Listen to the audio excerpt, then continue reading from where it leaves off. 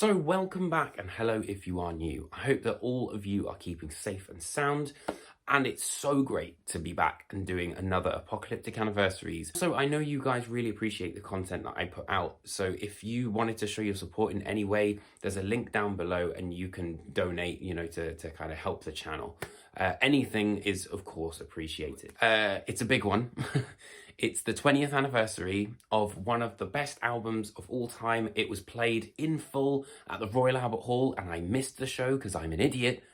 It is, of course, Blackwater Park.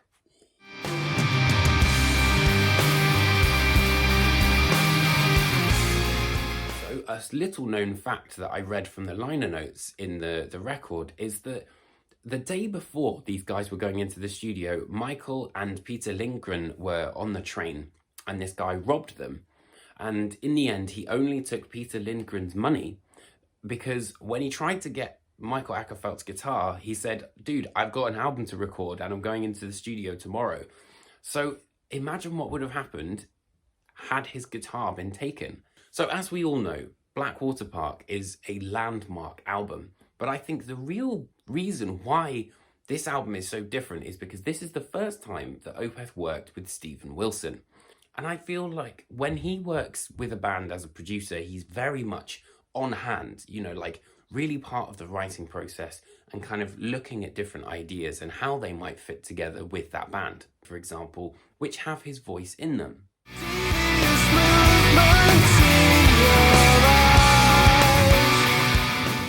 And for me, it feels like, songs like Patterns in the Ivy have very much a Grace for Drowning style sound.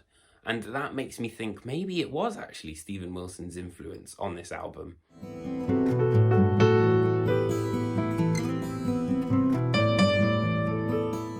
And then you've got some of the riffs which are on the title track, which of course sound very OPETH, but could also fit quite nicely in Porcupine Tree. So it does make you think, what exactly was his influence on this album and how much was it, a collaborative thing?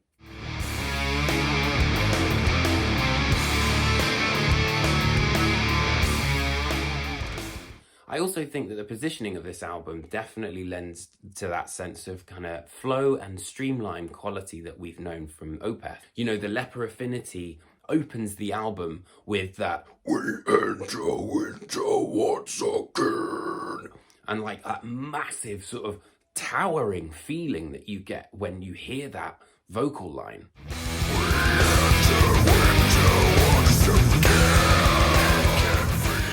But then The Drapery Falls is kind of like this slow midsection of the album, and then you've got that lovely kind of interlude of Patterns in the Ivy before we enter another bookended massive title track that is Blackwater Park to finish the record.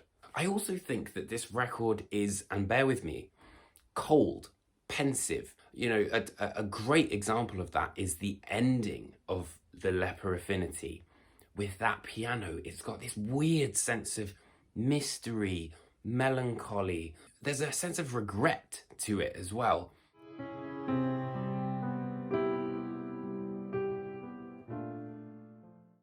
But what makes it one of the best? And for me, I think it's the atmosphere. It feels eerie, it feels kind of weird. It immediately makes me think of that sort of haunted house where you're kind of like stepping in this mansion and there's cobwebs everywhere and you're not sure if someone's there or if you've seen a ghost. That kind of like... And the most important thing is that this album is timeless. And I mean it's timeless in terms of you can listen to it whenever you want, but it is also without time. You could put this on and you're transported into that world instantly. And for me, there is never, ever going to be another band that does that quite like OPETH. It towers as one of the best progressive metal albums of all time, and for me, it will always be one of my all-time favourite albums.